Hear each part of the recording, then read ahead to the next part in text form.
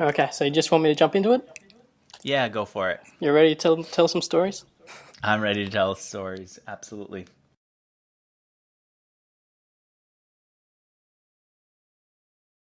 All right, so the first question to get you started is what's your favorite moment in entrepreneurship so far? Um, I don't so much have one favorite moment, but I'll tell you one of the favorite moments. It's when I got a card, actually, it was a paper letter in the mail from one of my members, and he told me about how helpful the site was to him. And it just was several pages, and I remember holding it up and showing it to the team on one of our go to meeting conversations, and I said, this is what we're aiming for. It's not more revenue, it's not more traffic, it's more impact like this. And that's exactly what it is for us. Okay. Can you share a bit about the story? It was an entrepreneur who had been in the audience, who wanted to do his own interviews, who heard mine and just started building a business by doing his interviews. Okay. And what I found over the years is, especially back when I wasn't really getting any money from Mixergy, it was just draining my cash, and I didn't know if anyone was even watching. Occasionally, I'd get a letter from someone or an email from someone who watched, and I remember just feeling like, all right, there's someone out there. It's not just me talking to myself. I remember even one time we were living in Argentina, my wife and her mom came to visit, and I remember showing her an email that I got from someone in the audience, and I said, this is this is a great community. People are really watching this. They're using this. We'll get somewhere. That's great. Okay. Building on those hard times, like what are the most difficult times you had in the past? Like what did you struggle with? What was the difficulty? One of my struggles was in the early days of Mixergy when I was doing interviews. I rented an office in Argentina where I was living, and I was paying 1,000, a little bit more for an office, which in a country like that, that's spending a lot of money. It was a very posh office, and I remember walking into work every day saying to myself, am I a fool? In fact, if someone saw me, they would absolutely think I was a fool for walking into this office, for taking myself so seriously that I would even need an office, let alone one like this. For what? To do interviews? To do video podcasting? To do vlogging? To be a blogger? None of those things are impressive. All those things are just what kids do. And here I am, I'm doing this in this office. What a fraud I am. What a fool I am for taking myself so seriously.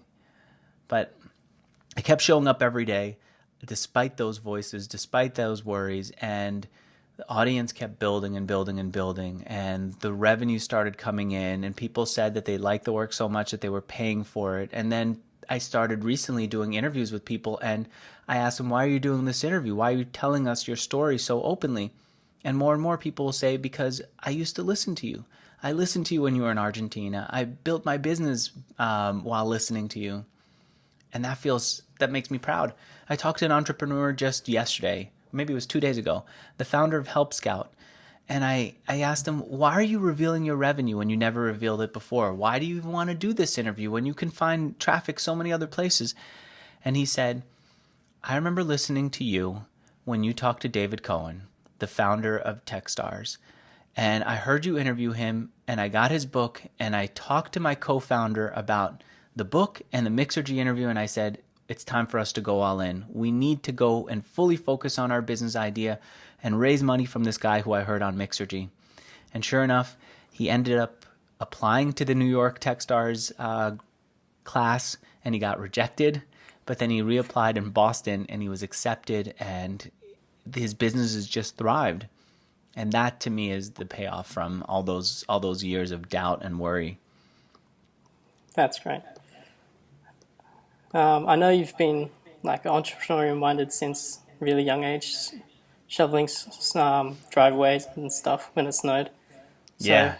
can you talk a bit more about that? Like, what brought you to entrepreneurship? The idea that it's all within my control, that I don't have to ask my parents to buy me something, to give me money, that I went out and I shoveled snow and I would charge people $20 to shovel their driveways. And if I got $20, I could use it to buy whatever I wanted, no one permission. And if I worked up the courage to go next door and ask another person, and they said yes, I got another $20 reward instantly for taking the risk and asking. And if I wasn't lazy and just kept going and going and going, I could earn even more, and I could conquer my fear even more. And to me, that's what entrepreneurship is about. That what felt like at the time, and what is in reality is for adults, infinite possibility. Whatever you want, you've got the ability to do.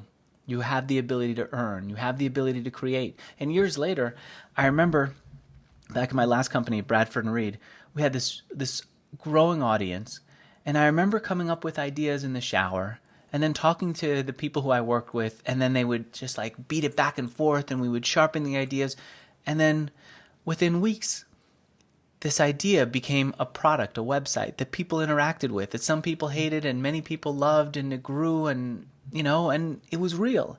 That creative process, I think, is unmatched.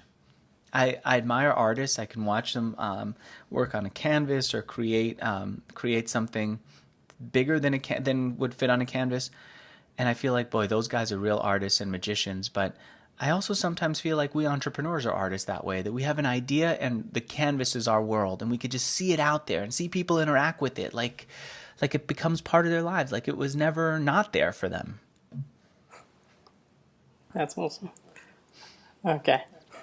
You mentioned Bradford and Reed there, and I know that was like a stepping stone to Mixergy. Do you want to talk about what brought you to the work you were doing now? Yeah, after Bradford and Reed, I took a bunch of years off. Someone recently asked me, what did I do to earn money in those years? What kind of job did I have? And I didn't. I was just living off of my past success and enjoying myself. And it felt great. And I remember one time saying, I'm never going to work again. I'm just going to read books that I love. I'm going to go cycling. I'm going to just loaf. And I did that for a while, and then it felt useless. I just felt like there was no purpose in my life. And then I just started reaching out for stuff to do that had purpose. Like I'd post an ad on Craigslist saying, if you need any help, I've had some business success, I'd be happy to talk to you. And I did that for a bit. But I was just looking for something meaningful, and what worked was the interviews. I felt that I got a lot out of doing the interviews, and I thought that if I had these interviews when I was starting out in business, that it would change everything for me. Okay. And on building your interviews, did you have any difficulty building your brand? Yeah, so much difficulty. For one thing, I'm not the kind of person who thinks about brands. It's not something that I spend much time on, and so I don't know how to create a brand. I don't know how to communicate what my brand is. So for a long time that bothered me, and then I just gave up on it. I said, you know what? Why don't you just every day ask yourself, what do you stand for? Every week ask yourself, what do you want expressed in the world? And I actually used to, after Argentina, I moved to DC, and in DC I spent a lot of time just journaling on paper that I would then throw out. But I would ask myself questions like, what does Mixergy stand for? And I remember writing a list, and then I remember doing my interviews, and in the interview I'd have this list of what Mixergy stood for. And then I would challenge myself to ask questions based on each one of those things that Mixergy stood for, like education. I believe that the more I learn, the more powerful I become, that there's certain things that when you learn them, it's like you have a superpower. And so I started asking people about, what did you learn? How did you learn to do what you do? Where do you go to learn when you're stuck? And that's just one example of how I said, I'm just going to decide what I stand for, and I'm going to start expressing it. Okay. And I think a major turning point for you was when you told your story to Neil Patel, and he posted on his blog. Yeah. So I know what my interviewees feel when they're afraid to talk openly about their businesses. I mean, as an entrepreneur, you want to talk about your product, not about the business necessarily, not about how you did it. But Neil said, hey, come and do an interview with me, and I'll post it on my site. And I kept hemming and hawing and saying no and maybe at some point. And he actually sent me the questions via text, and he said, just fill it in. And I just kept procrastinating because I didn't want to talk about myself. I thought the interviews were about other people. And I didn't want to expose myself in any way. And then I finally said, you know what? Nothing's working for me anyway. Let's take as many shots as I can. And this is one of those shots that I said yes to. So I typed out the answers to all those questions, like how I got my first business idea, how I got my revenue. He even wanted to see what my revenue was. So I had an audited statement from the Bradford and Reed days. I just scanned it in and sent him a picture of it, and he posted it up on his site. And then everything changed, because at that point people knew who I was. Before then, there was nothing about me. Before then, I thought all the interviews were about other people. I thought no one wants to hear about me. I thought I want to build a site, but no one needs to know about the guy behind the site. I was wrong. Now people knew who I was. Okay. Last question. What do you think was the turning point of failure to success At Mixergy? as an entrepreneur? So maybe Bradford and Reed as well? In both cases, I would say it had to do with revenue.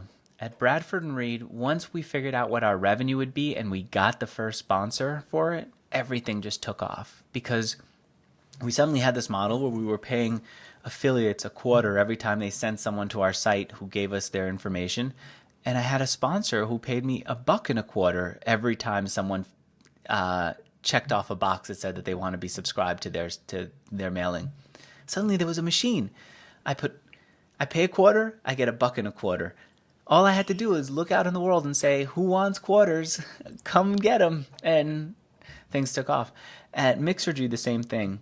Once I started doing advertising, the site just felt more professional to viewers. It felt like it was no longer Andrew's hobby blog. It felt like, oh, this is a real business. There's a sponsor who's willing to pay to be associated with it. Great.